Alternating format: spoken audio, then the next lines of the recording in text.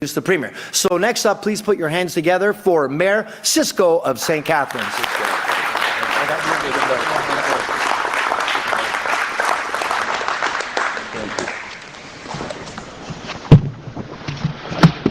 Good afternoon, everybody. Mayor Diodati started with a story, so I will simply point out it won't be a story, but I always like to needle my friend from Niagara Falls. He did try to point out that he is a city of 100,000. He does that because as the only Niagara member of the Ontario Big City Mayors Caucus, he knows if he hits 100,000, he gets to sit at the big kids table with the rest of us. He's not quite there yet. I will say in St. Catharines, the decision to endorse Doug Ford was relatively simple. I've been in office now for 2 years, and over that time we've identified areas where we need help from the province, and the reality is Premier Ford and his government have consistently delivered. We identified chronic underfunding in the homelessness prevention dollars from the province going back decades. Premier Ford raised that funding by over 80%. We showed the need for more addiction recovery services in our region, and we presented a clear plan on how we could address it, and a heart hub was announced just last week. We laid out the infrastructure struggles that our older community is having in our efforts to get housing built, and we received Building Faster Fund dollars. We showed the need for increased GO services in Niagara, and we've seen unprecedented growth in the number of trips from our region to Union Station and back. We showed a need for more dollars in developing our skilled trades and our local workforce, and we saw skills development funds flow to key sectors and employers in St. Catharines. We brought the need for a more coherent marine sector policy to the province, a sector that is vital to the workers in St. Catharines and Niagara. And Premier Ford's government brought about the first Ontario marine strategy in our province's history.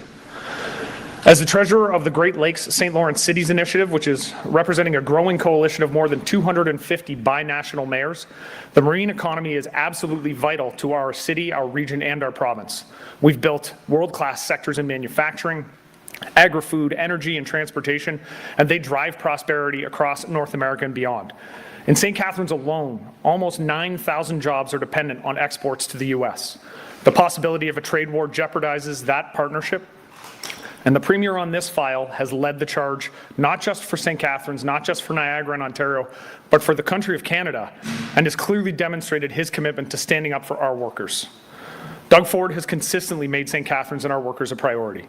His commitment to ensure our local economy and our valued local workforce benefit from provincial investments in critical infrastructure is vital to our future. In times of economic uncertainty, the Premier has had our back and the backs of our workers, and I wholeheartedly endorse him in his efforts to attain another mandate, and I look forward to continuing to support and work with him to grow St. Catharines and the entire Niagara region. Thank you.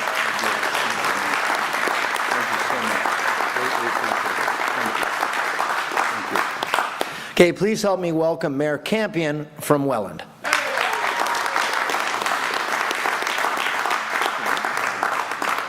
Well, thank you very much, Jim. It's always a pleasure to be in your local area and to have my passport stamped so I could get here from Welland.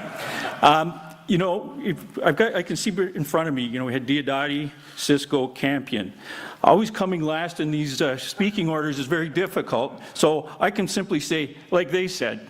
But I do want to indicate that, you know, this government, the past 7 years, has been fabulous to work with.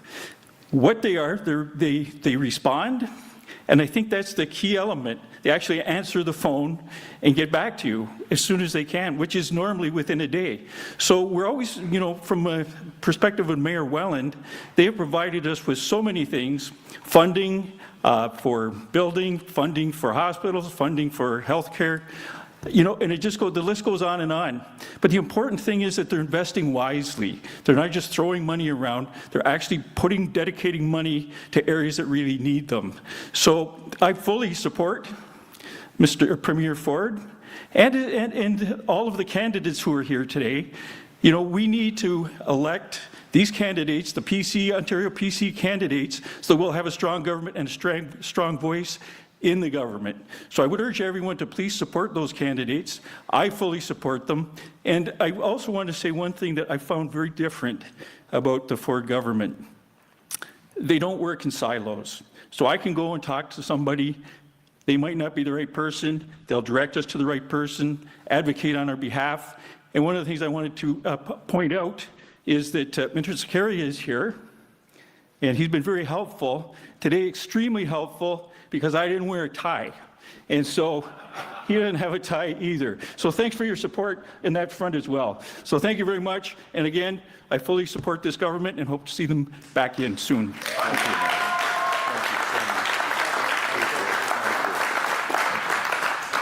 Thank you very much, Premier, Premier, I promoted him already. Thank you very much, Mayor Campion. So now, here's what I'd like to say. Now, as a business person, before I got into politics, I appreciate someone when they've got a business mind and a business plan. This Premier has got a solid business background with extensive business dealings in the United States, and that's exactly the kind of person that we need to deal with the turbulent waters that we're going to be going into. You need a steady hand at the helm. He proved his ability during COVID. I can't think of anybody better than what I want leading us with his team into the next 4 years than the Premier of Ontario. Doug Ford, all the way.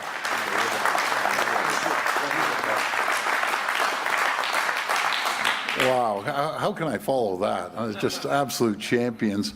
Well, first of all, good afternoon, everyone. And Jordy, thank you, and the whole team here at Walker Construction for hosting us today. And those machines behind us, we're going to have them working. Jim, Matt, and Frank, thank you very, very much for your support. You know, these are three incredible champions for this region. They believe in growing the region, building, creating more homes, creating more jobs, more opportunities for families right across this region. And I'm blessed to be able to work with them day in and day out. So thank you so much, Mayors.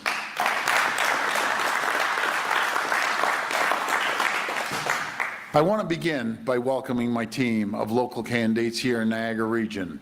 Sam Oosterhoff, Niagara West, you know, he's been holding down the fort here for, well, it's almost 7 years now. And Sam, thank you for being a strong leader in this area. Ruth Ann Noonstag, Niagara Falls, just an incredible business mind, and we really look forward to having you down at Queen's Park. And Bill Steele, Niagara Center, great mayor. I know I can't call you Mayor Steele, but a great mayor, and thank you for joining our PC team. Sal Sorrento, another fabulous representative for St. Catharines that's going to be working hand in hand with the mayor and being his champion at Queen's Park.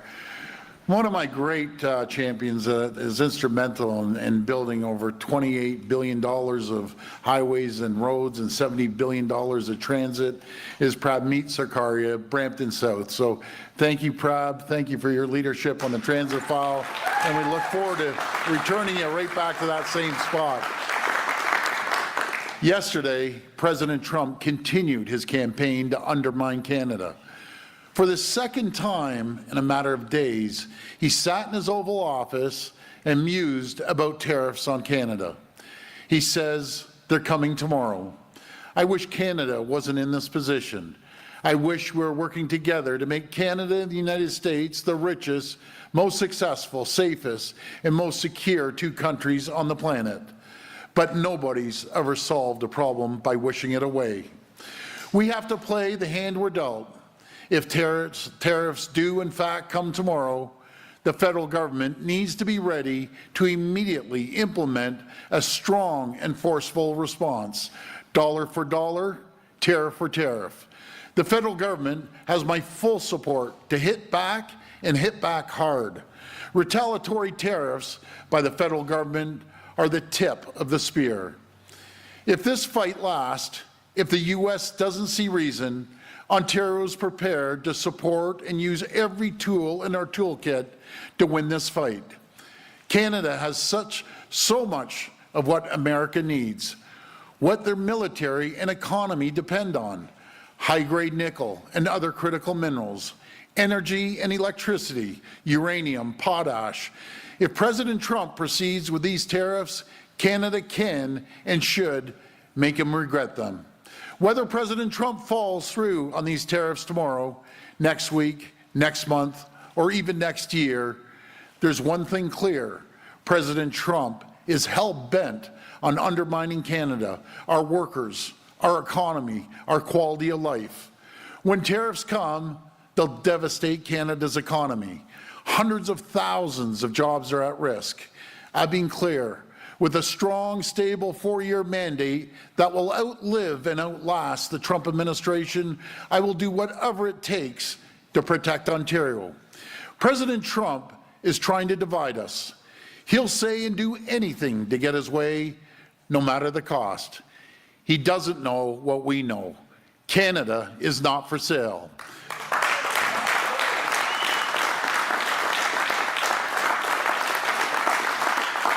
Together, we will stand united, even as we prepare for the worst. As we confront this challenge, we have a plan to protect Ontario, a plan to protect Ontario workers, a plan to keep people working. From day one, our government has been hard at work on the largest, most ambitious plan to build in Canadian history. Whether it's the largest expansion of public transit in North America, getting to work on Highway 413, building the Bradford Bypass, or expanding the Garden City Skyway right here in the Niagara region. We're the only party that believes in putting shovels in the ground. We're the only party that's putting better paychecks in pockets of construction workers. Building Ontario has always been important to us as we've dealt with a growing population across the province.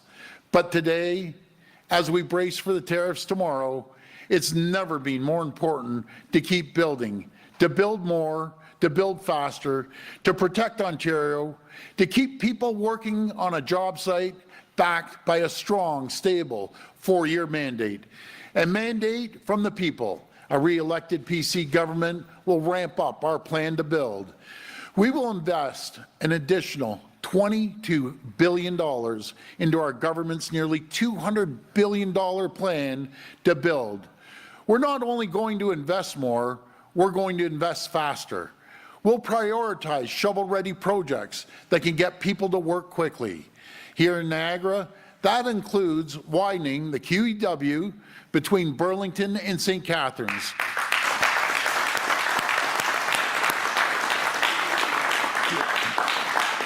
That's a big one. To keep thousands of local construction workers and skilled tradespeople working and help drivers get out of gridlock. These are important investments in infrastructure. Just as important, they're important investments in jobs. Their paychecks, their confidence, and their peace of mind for tens of thousands of families. At a time when President Trump expects us to back down, we're going to double down. We're going to fight back by building back. However long it takes, we're going to come out of this fight stronger, better, and more united than ever before. And I'm prepared to give it everything I've got. I'm prepared to take enormous action to protect Ontario, our workers, our businesses, our families. I'm prepared to pull every lever I can to make whatever investments are needed. I'm ready to make these big decisions. But first, I'm asking the people of Ontario to make your decision. I'm asking for a stronger mandate, a mandate that will outlive and outlast Donald Trump and give our government the authority to act on your best interests. That is why I'm asking for your vote on February 27th. Together, we can build Ontario's economy, protect workers, keep us competitive, clean up our streets, and deliver better care. Together, we will protect Ontario. Thank you, and may God bless the people of Ontario. Thank you so much. Thanks, guys. Thank you. Appreciate it. We will now open the floor for questions from the media. Please come to the mic and state your name and outlet. Just a reminder, it's one question and one follow-up. First question. Hi, Elaine Harrison, CBC News. Hi, Elaine. I appreciate this is a fluid situation. There's a Reuters report while you were speaking, and now the press secretary for the White House is saying it is happening tomorrow. You spoke about supporting the federal government's response. I'm curious, does Ontario have plans to respond tomorrow, or is it let the federal government respond first and then the provincial response comes later? Well, we're working hand in hand. We've put our list forward to the federal government, but it's so important we stay united. We need to stay united with the 10 provinces and the 3 territories and the federal government. We have to show strength being united. And I've emphasized to the federal government that we have to retaliate hard, not soft, but hard. Meet them dollar for dollar, tariff for tariff. If he wants to put pain on Ontario families, on Canadian families, he wants to take their livelihoods away, take food off their table, we will hit them with everything we have. And never underestimate Canadians, never underestimate Ontarians. We have a lot of tools in our toolbox that America depends on and needs us. Then on a completely different topic, I have a question here from one of my colleagues who's been hearing from seniors who are snowbirds, and they're upset that they might not be able to vote since they won't be in the country, and international mail can be slow. One woman even wrote to you the week before your snap election call asking you not to do it. What do you say to these people from an age group that's usually more likely to vote? Well, you call Elections Ontario, there is a program that you can get a ballot down there and they will be able to vote. But my message to the seniors, we need to protect our seniors, and the way we protect the seniors, we protect our economy, we protect the jobs, because without our jobs and the economy and the revenue we see from those jobs and the economy, we won't be able to protect healthcare, protect seniors, protect jobs. That's why we need to focus on the economy. That is number one, absolutely number one over anything. Eric Viano, CHCH News. This past weekend, some community leaders and community members came together in Halton to talk about their concerns about quarries, and they're calling on you to keep a promise you made in 2020. I just want to know what your response is to that, and if you are going to keep that promise you made in 2020. Well, we want to make sure that I just announced that we're going to be expanding the QEW. You can't expand anything without quarries. You can't expand the 413 or the Bradford bypass without quarries. Some of these people are the same people that don't want to build anything. They don't want to build new homes. They don't want to build highways. They don't want to build the 413. I want to build Ontario. I want to create jobs. That's what I want to do. And I just want...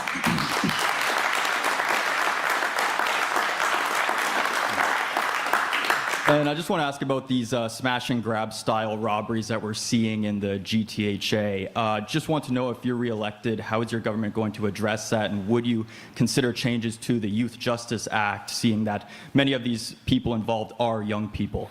Well, first of all, the criminal code is the federal government, but I've been putting pressure on the federal government. Number one, we should have mandatory sentences.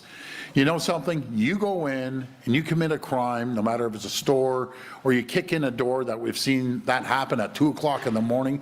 Just imagine being in your home with your children and your spouse. A door gets kicked in, a gun gets put to your head. Sometimes the police catch them, sometimes they don't. I absolutely love our police. When you catch these criminals, these thugs that are terrorizing our neighborhood and our businesses, they go to court. And we have some really good judges, some really good JPs, but we have some bleeding heart judges and JPs that let these people out, not once, not twice, not 4 or 5 times, up to 8 times, just to let them out to go and commit the crime again. What they do when they get arrested, I've heard it from frontline police officers, they arrest them, get thrown in the cruiser, and they're so cocky, they're saying, I'm going to be out before you start your shift tomorrow. And guess what happens? They're out before they start their shift. We need to have mandatory sentences. We need to reform the bail conditions. And you start using guns, automatic 10 years. You're done. I'll tell you how quickly that changes people's minds. And we need to change the Young Offenders Act. You know something? When you're under 18, 17, 18, every one of us knew from right to wrong. Every one of us knew not to get an illegal gun being shipped up from the U.S., because 95% of the guns are coming from the U.S., and commit a crime. That is ridiculous. They need to go away to youth detention for a long time as well. That message will get back out on the street really, really quickly. I have zero tolerance for these criminals. We're pouring hundreds and hundreds of millions of dollars into all police services, starting off with the OPP and every other police service, no matter if it's Niagara or Halton or Peel or York. We're supporting them, and we're supporting them no matter if it's helicopters, hiring more police officers. We're up to 2,000 recruits every single year now, and we're rebuilding the police training college. Hey, good afternoon, Mr. Ford. Colin DeMello from Global News. I just wanted to clarify something. The $22 billion you're announcing today, is that part of your economic action plan, or is that separate from that? That will be part of our economic action plan. Okay, perfect. I'm curious about at what point you're going to lay out the entire plan. I mean, whether the tariffs are tomorrow or March 1st, I think people might be wondering what exactly your government would do if reelected. At what point will you lay the entire thing out in full? Well, thank you for that question, Colin. We can't determine who needs the money until we see the tariffs. It could be one sector versus the other sector, and then we'll allocate those funds to protect people, protect their businesses, and the communities. Today, the NDP said that one of their planks would be income support if there are tariffs that are punishing people who lose their jobs. Would a PC government be in favor of income supports, direct income supports, or not in favor of that? Well, first of all, we're working with the federal government. The income supports will more than likely be coming through EI. And what we believe in supporting people's jobs until they can bring home a paycheck, supporting industries like this industry and other construction trades and other sectors. That's what we believe in. But I'll be there for the people. I'll be there for the businesses and the communities. Hi, Premier. Laura Stone, Globe and Mail. On the tariffs again, if they are imposed tomorrow, can you just explain how Canada responds? So we publish our own list, and do those take effect immediately? Do you go into the LCBO and start clearing the shelves of bourbon? Like, what exactly happens tomorrow? Well, let's find out if they are going to happen. These goalposts, as one of the reporters said earlier, they're shifting minute by minute. One time, the Secretary of Commerce will say something, and then Secretary Rubio will say something, and the President says something. They have to get their comms down pat. You know, that's a big problem down there. Like, you know, the White House has to be speaking to everyone else. Because right now, I don't think anyone knows what's happening down there. So we'll be prepared, we'll be ready, and as soon as these tariffs come, we'll match them, dollar for dollar, tariff for tariff. Okay, thank you. You've talked a lot about the importance of presenting a united front, but we've heard from some of your fellow premiers who disagree with the retaliatory measures, who don't think we should be imposing tariff for tariff retaliation, particularly Alberta and Saskatchewan. So how do you represent their interests when they're opposed to what you're saying today? And how are you going to work to exempt energy exports from tariff punishment from the U.S.? Well, I think to the contrary, we're all working together. Premier Scott Moe is my closest pal, my closest ally, and he has to protect his sector. And Danielle Smith, I understand where she's coming from, wants to protect the oil. But no one in this country is going to get harder than Ontario, get hit harder than Ontario. So we have our interests all at heart to protect our people. And my number one job is to protect Ontario jobs. With all due respect, and I love the people of Alberta, and I really respect Danielle Smith, they aren't getting touched on their oil.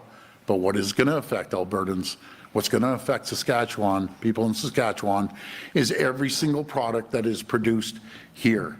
And I think we have to start really focusing, and I know Vic Fideli is in a meeting with a lot of the other economic development ministers across the country to look at interprovincial trade. Interprovincial trade can add anywhere from $50 to $100 billion. We need to trade internally. We talk about trade. It's harder to trade from BC to Nova Scotia and everything in between than it is with U.S. So we need to address that internally. Hi, good afternoon. It's Jessica from the Trillium. If you're reelected, will you bring more casinos to the Niagara region? What we want to do is create a destination. And I'm going to, in 1 second, Mayor, I'm going to pass it to you. We want to create a destination, not just in one spot, but the whole region. You know, the wine sector, the wine tours are second to none. I had some friends call me up in the summer and said, boy, these wine tours are incredible. They're packed. And so in the summer, book early, book often, and that's absolutely spectacular. We have to look at other entertainment in Niagara, not just to mention Niagara Falls, which is an incredible site, But when people come here, they want to stay in the best hotels, they want to have fun with the kids, they want to not only go on rides and little trips, amusement areas, they may want to go and have some fun in the casinos. We're going to change this whole region with the support of the local mayors and hopefully the federal government, that we're going to have an opportunity and create a destination and create the environment for companies to come here and invest and thrive and prosper and grow. And when that happens, the people that work there thrive, prosper, and grow. I'll pass it over to Mayor Diodati. Thank you, Premier. Thank you. Yeah, so the Premier is referring to their plan of Destination Niagara, which doesn't focus on gaming, it's everything.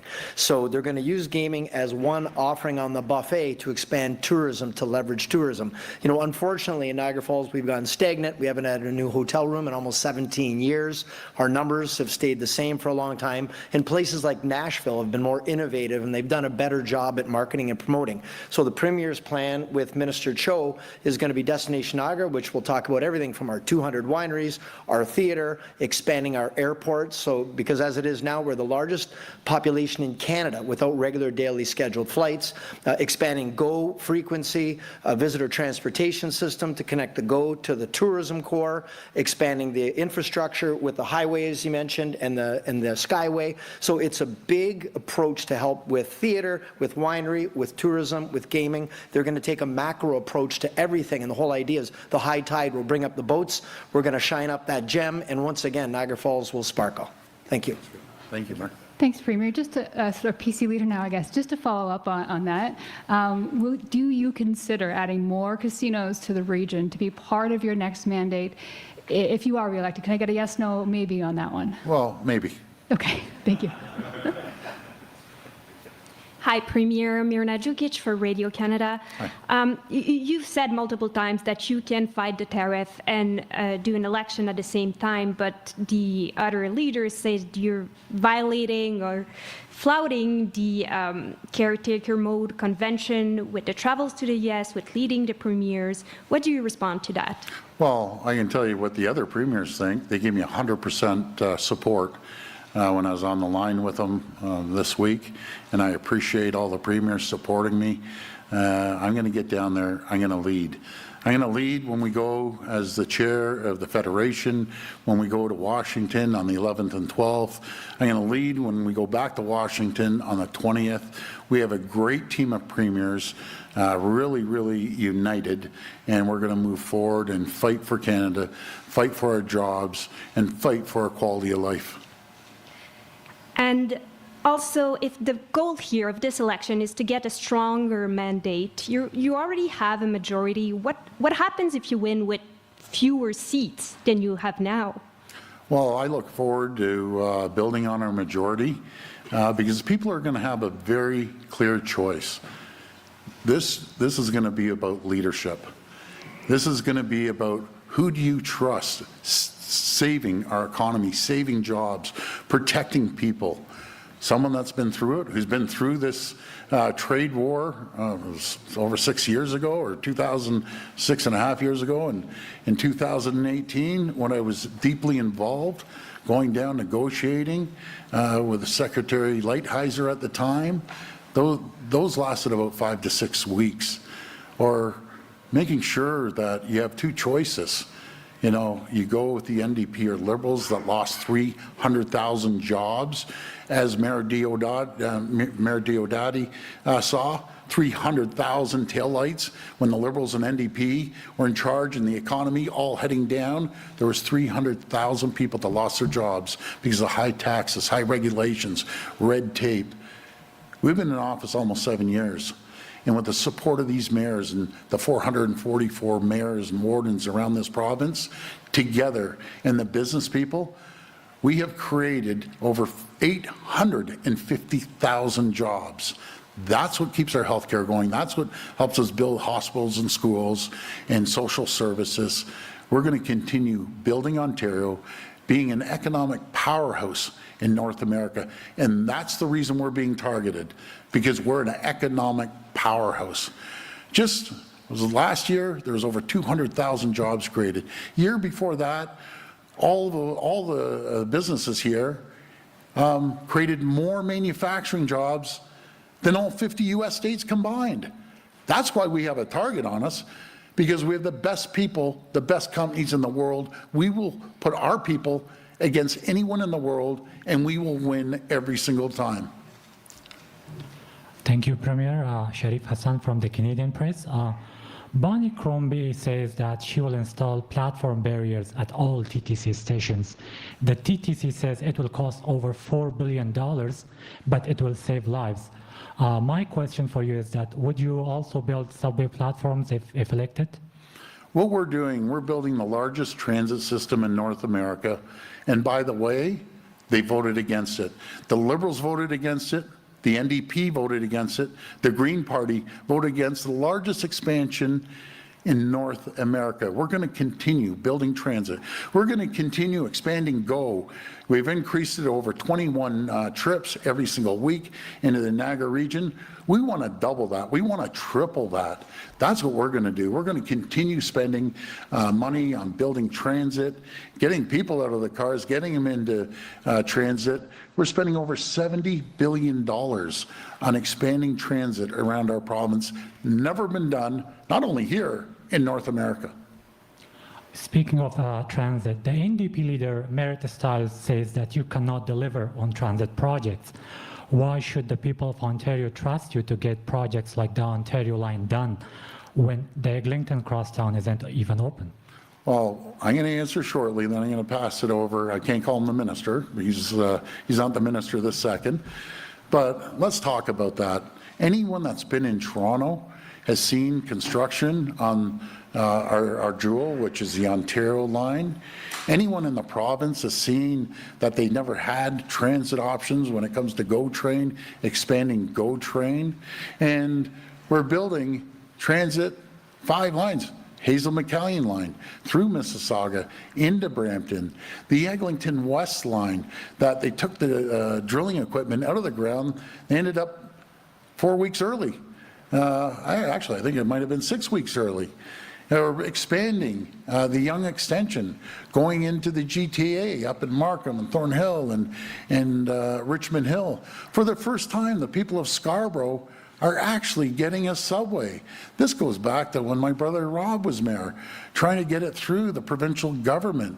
That kept blocking it, even though we had the federal support. We're building a Scarborough subway, but we aren't going to stop there.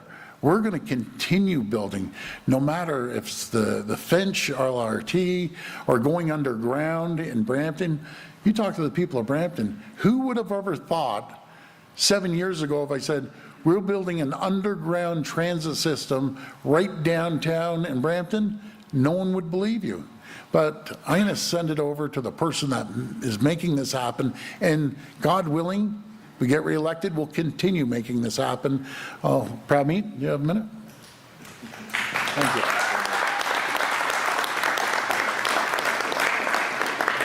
Well, I think the Premier said it perfectly, but I can speak from the work on the job through the Premier's leadership. When we first announced those 5 priority subway projects, the NDP and Liberals laughed at us and said this is back of the napkin. It's a fact that right now we have shovels in the ground on the largest transportation infrastructure projects in all of North America. Ontario Line, Scarborough Subway Extension, the West Extension to Eglinton, the LRTs in Hamilton, in Brampton. This is historic progress. And when we talk about Niagara, we've seen exceptional increases in services. The GO Transit, since 2019, we've seen over a 200% increase in passengers being served under the leadership of Premier Ford, Sam, his advocacy in this region. And the shame is the NDP members in Niagara, in this region, voted against that every single step of the way. When we talk about transportation affordability, making transportation more affordable, we introduced one fare, saving people $1,600 a year, transit users $1,600 a year. It's a shame that the opposition couldn't see through that and support this government in those measures, saving people, students, for example, $6 a day transferring from a GO station ride using the TTC. These are initiatives under the Premier that have been proceeding, moving forward, and leading North America. And we'll continue to do that. As the Premier said, an additional $20 billion that we're investing here. Those are going to protect good-paying jobs, construction jobs right here in Niagara with the expansion of the QEW, the 413, the Bradford bypass. Thousands and thousands of people will be employed through those projects. The Liberals have voted against the 413. They have openly campaigned to stop that project. They don't believe in building highways and roads. This Premier believes in building highways, roads, bridges, and expanding GO Transit across the province. Thank you. Hi, it's Ray Spiteri with the Niagara Falls Review. You mentioned Destination Niagara. Where does expanding the Niagara District Airport fit into that? And what role do you believe the province has in making that happen? I think it's one of the highest priorities. You have to get people here. If you have a great destination, you have to get them in through road, train, or by air. And we plan on really working hard with the federal government because that falls under their jurisdiction. But we're there to help, invest, and support expanding Niagara Airport. It's absolutely critical. And on the GO Train file, Yes. when can Niagara expect all-day two-way GO Train service between Niagara and Toronto? I'll pass that back to, I'm so used to saying the minister, Pratt. Well, thank you for that question. Look, we've made some historic progress on the Niagara line. Just actually a couple of days ago, we were marking the significance of the Grimsby GO station in the transit-oriented community that will be coming there. Since 2019, as I said, we've increased service by over and served over 200% more people than under the previous government. And we've introduced more trips, more lines, and we continue to do that. And a lot of that is in conjunction with our rail partners on the line as well, seeking that passenger capacity. But one thing I can tell you is we have put the dollars in, we have put the money in, $70 billion over the next 10 years into public transit, and we need to protect that progress by electing a PC government to deliver for the people of Niagara and to deliver for GO Transit. You know, just this past summer, we introduced 300 additional trips on the GO Transit system, the largest increase in over a decade. And this region particularly has been a beneficiary of a lot of that investment and will continue. One of the other things that we're working on for the Niagara line, we're in testing and commissioning phase of this, but very soon we will be able to reduce the travel time from Niagara to Union Station by over 20 minutes. We're just in the testing and commissioning phase of that at Union Station, but once that is built, that specific portion on the rail line, people in this region can get to Union Station 20 minutes faster.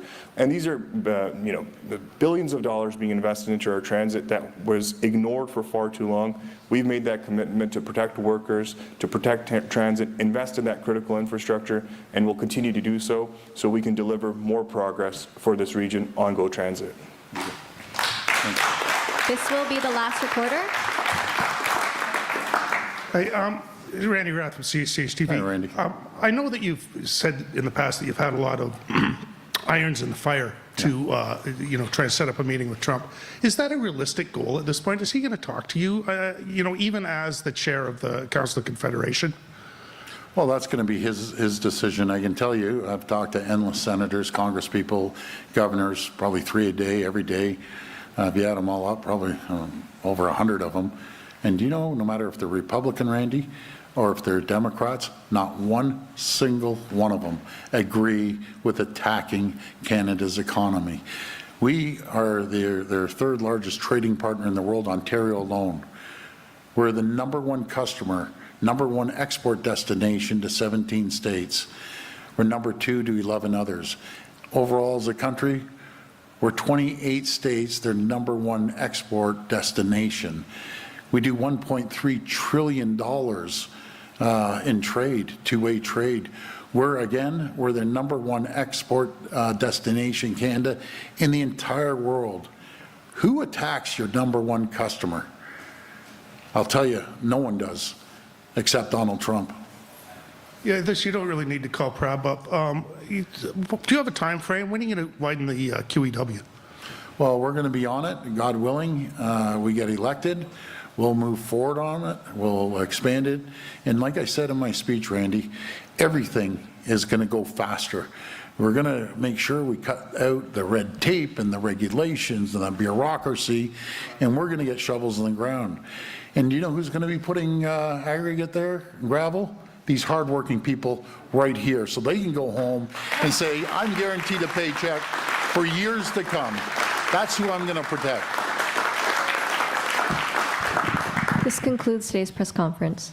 Well, thank you so much, folks. I appreciate coming here. There's nothing more important to our province, to our country, than this election. I'm going to make sure we protect businesses, protect communities, protect people, and I will not spare a cent. Thank you, and God bless. Thank you.